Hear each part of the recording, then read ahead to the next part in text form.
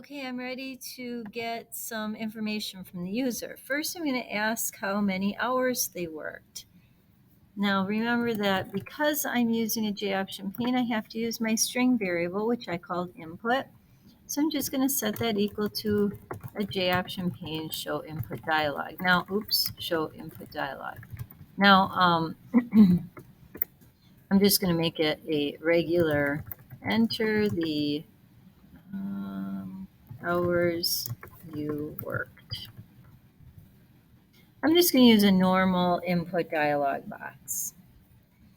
You can use any of those input dialog boxes we talked about. Now the tricky part is that's a string.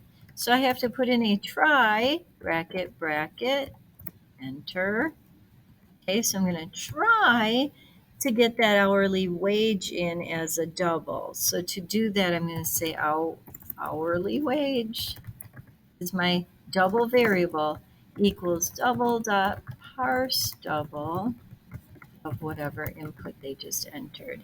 Now, if that works, yay, then I'm done. If it doesn't work, I have to catch the exception, and I'll call that, you can call it whatever you want, I call it E. First of all, notice that these brackets are around that hourly wage. I'm going to put in a little enter here so that I can show you this hourly wage is the thing that we're trying to do. And then we're catching the error if there is one. So that comes after that bracket. But now I need more brackets after that catch statement to tell it what to do in case there is an error. Usually I just put in a J-option pane, show message dialog, and tell them they made an error. Null, and then oops.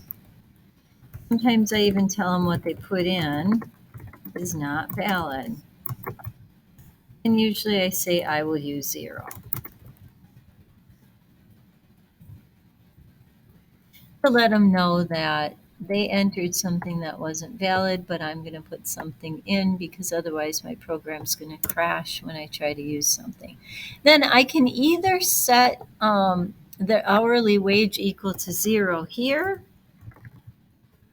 or I could set the hourly wage equal to 0 here, up here on line 25 when I declare that variable. I'm going to do it up there.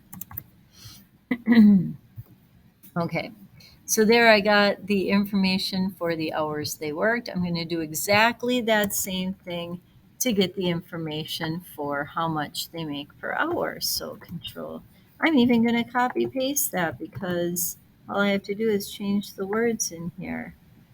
How much do you make per hour? And then I'm going to go do another try catch to read that amount in. So this time I'm going to try to read. Oops, I just realized I want to store not their hourly wage. I want to do this number of hours they worked because enter the hours you worked. That's num hours.